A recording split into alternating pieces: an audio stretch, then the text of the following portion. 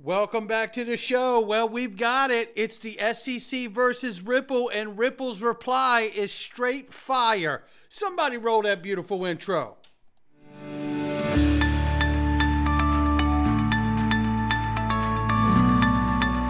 Digital Perspectives with Brad Kimes. Come on in.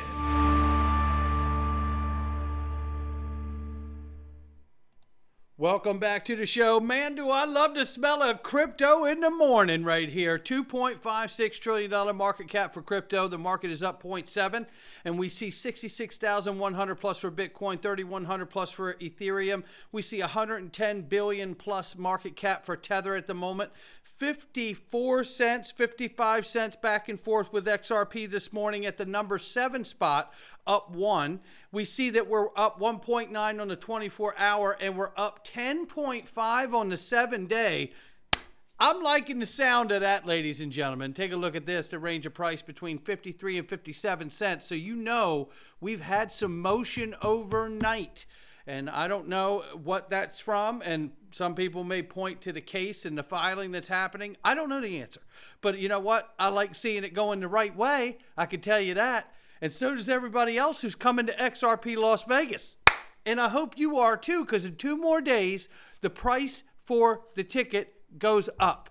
Yes, if you're coming, get your ticket. I'm trying to tell you, we've already been told look, there's other events happening around there. We have to be very mindful about the amount of tickets we sell and the kind of people we're putting in the room. So get your ticket and join us. This really is, and I think everybody hearing my voice truly understands that we are moving into a very, very different gear when it comes to the digital asset space. And I tell you, that's why this conference is themed a new era of finance. And I tell you, we are going to discuss all the current events that are happening right now that are affecting our financial and monetary system. And I don't mind telling you, we have a fireside chat coming with Christian Carlo, with David Schwartz, the CTO of Ripple, Congressman Wiley Nickel, and we're so close to getting stablecoin legislation. What might he tell us when he gets there? I tell you, and don't forget, listen, Future Digital Asset Benefit Dinner, there is something very special happening outside of the fireside chat with Brad Garlinghouse and Michael Arrington, and the Honorable Christian Carlo will be there. I will be there. Digital Asset Investor will be there. And I'm hearing there will be something else very special happening at that. So make sure you get that dinner, that ticket to that dinner, and write that off, because that's a charitable tax donation as well. Now, there in the Freedom Zone, there is a 25% discount. If you join the Freedom Zone, I'll give you the discount code in there. And book room discount right here. Click this link and stay right on site at MGM. The facility is gorgeous, for goodness sakes. But look, don't take my word for it. You can see what's going on right here. Check this out.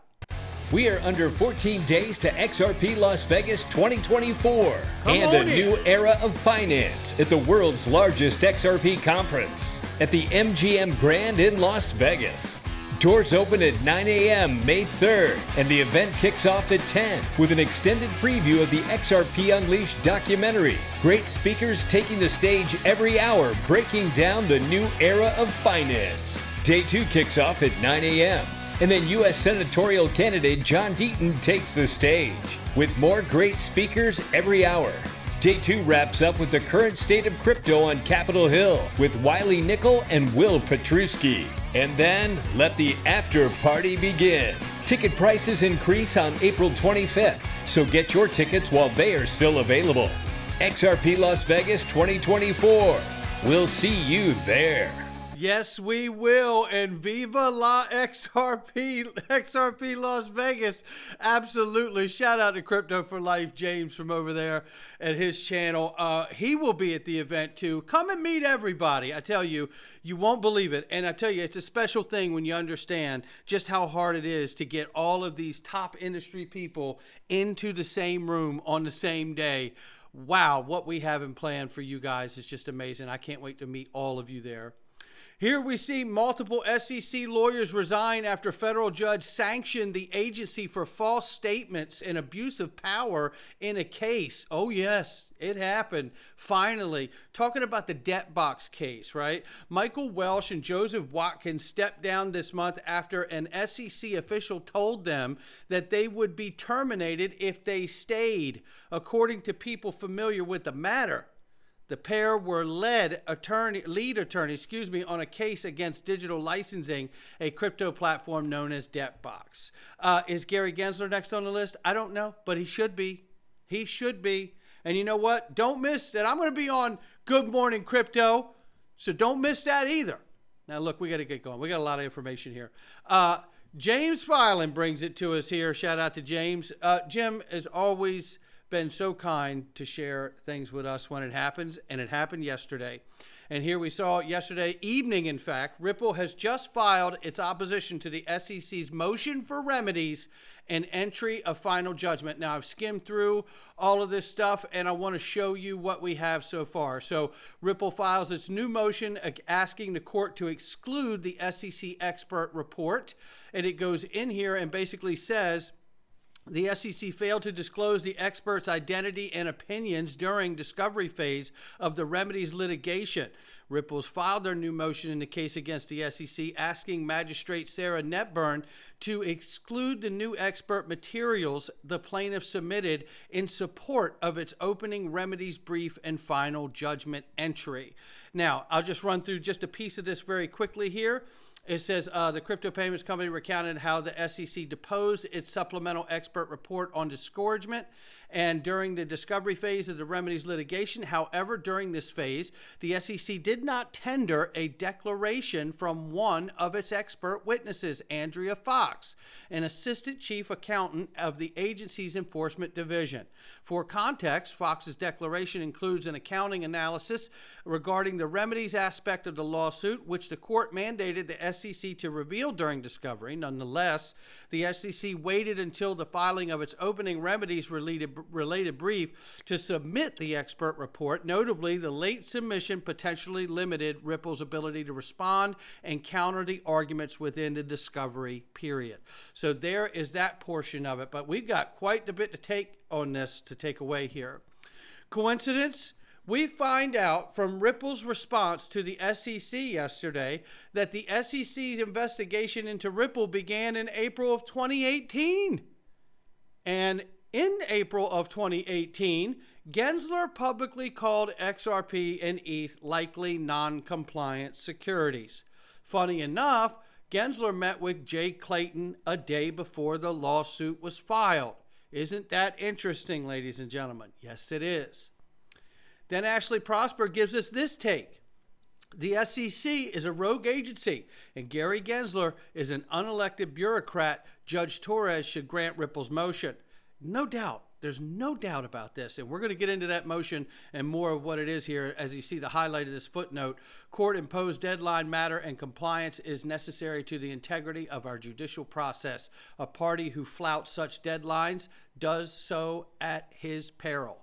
There you have that. Now, let's keep moving because there's a lot here. Ripple confirming it changed the way it sells XRP only to accredited investors with licensed subsidiaries. Note the mention of sales outside the U.S. under different regs.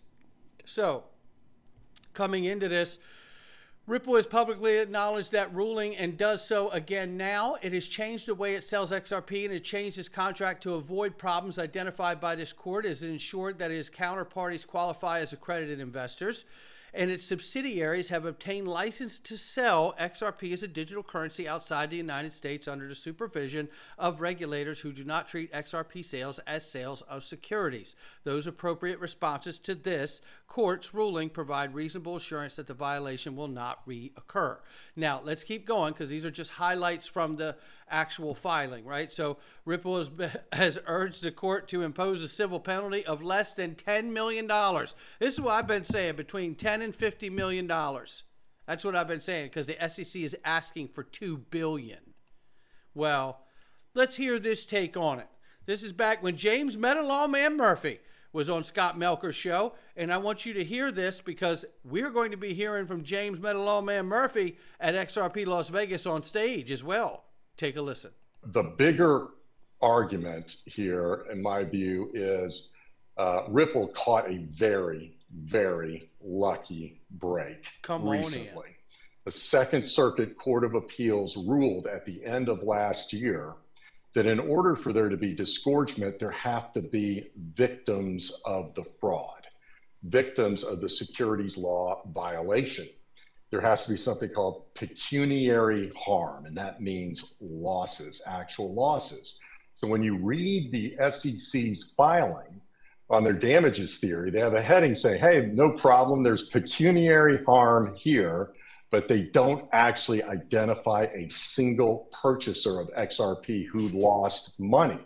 What they say is some purchasers, and remember, we're talking about sophisticated institutional buyers, hedge funds, VCs, whales buying XRP, and they bought at discounts and then presumably sold, not the next day, but periodically.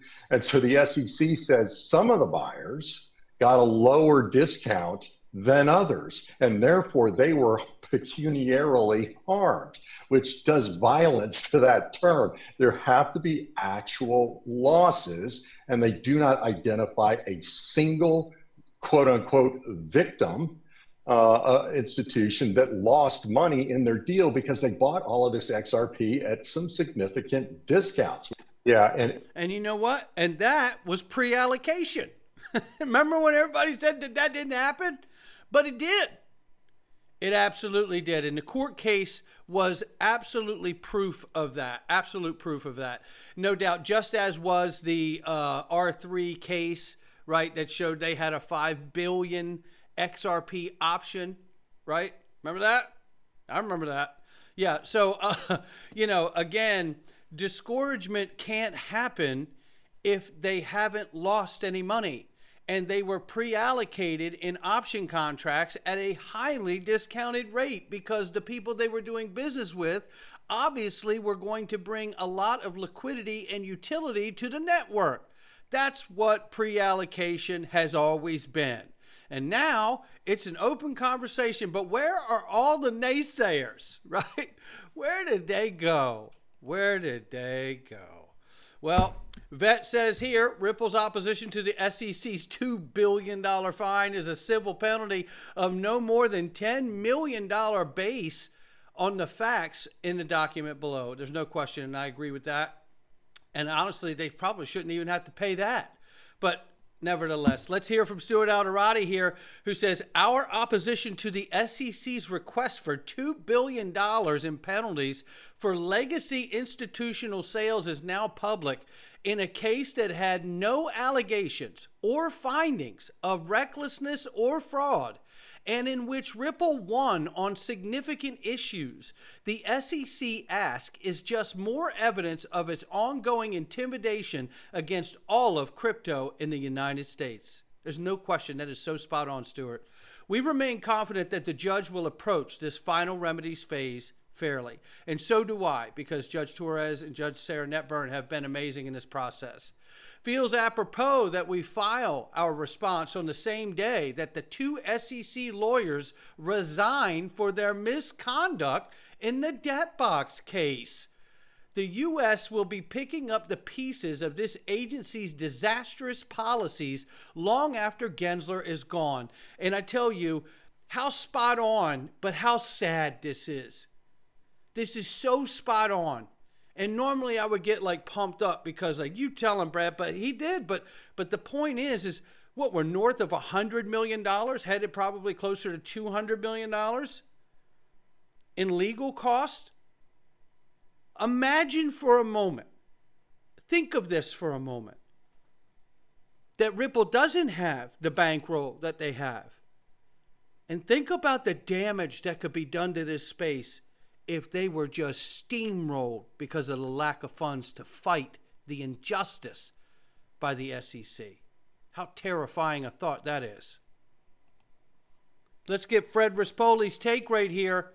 He said, here's my hot take. Ripple's opposition to the remedies motion too long didn't read. Is there anything greater than $10 million total would be unfair and inappropriate? Ripple is in a great position to win this one, but there are unfortunately ominous signs. First, as predicted, Ripple has changed its operation to account for the court ruling. It's kept all major on-demand liquidity offshore, mainly in Singapore. Judge Torres, in my opinion, will not get into a factual fight on an incomplete record, so Ripple wins because SEC can't carry its burden.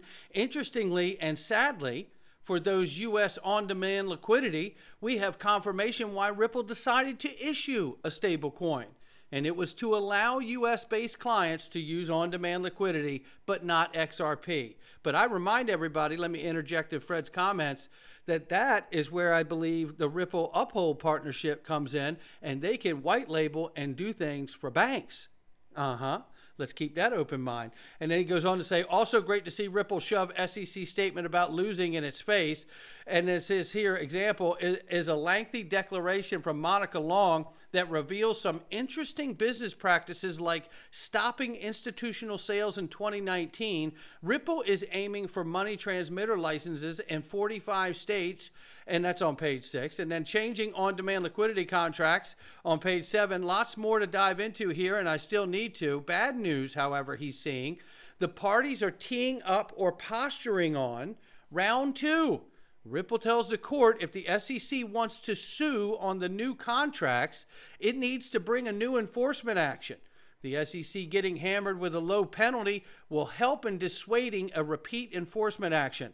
He says, I was right. Ripple did throw in the debt box case. Thank goodness for that.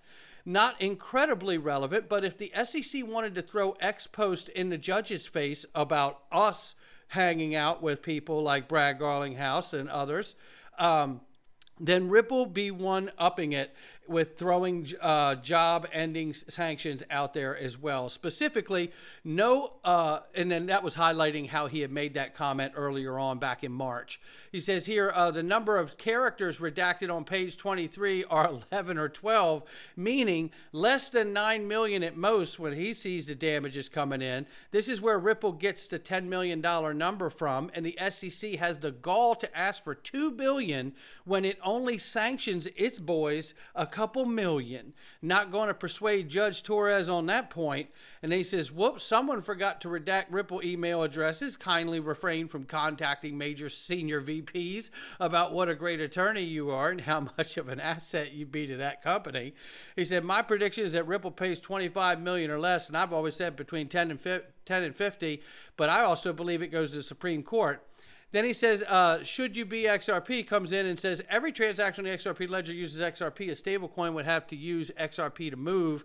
Thank you for the breakdown. He says, yes, but Ripple also stated it intends on issuing a stablecoin on Ethereum. So now I assume the Ripple Ethereum stablecoin will be for USB customers to be safe. And that makes a lot of sense to me right there, Fred. And what an amazing take that is. And I believe Fred Rispoli is going to be attending XRP Las Vegas again this year, ladies and gentlemen. So don't miss that opportunity to meet Fred. He's amazing, and what a fun guy, and as you can tell, super smart. Later today, another super smart guy who will be participating in XRP Las Vegas is this one right here. Jeremy Hogan is on the scene. He says the SEC has big legal problems to address if it wants to get a win against Ripple, and I still think it squandered its opportunity to get ahead with its first brief. Says, I will be going live today to discuss it on Crypto Law US. Don't miss that later today. I want to see what he has to say, no question. He says, will it be a $1.95 billion fine or $10 million, or what will it be? Well, we can't wait to find out his take on it, no doubt about it. Right now, we're going into the Freedom Zone. It's not financial advice from me or anyone else, but if you want Google free videos that are free from Google free ads on my YouTube channel, I put them in here every day. It's a great way to support the channel. And we also tackle some extra content that's not directly related to the digital asset space, but certainly related to things like our freedom. And those things matter to me quite dearly, and to a lot of other people. You should join us in here for the great conversation and content.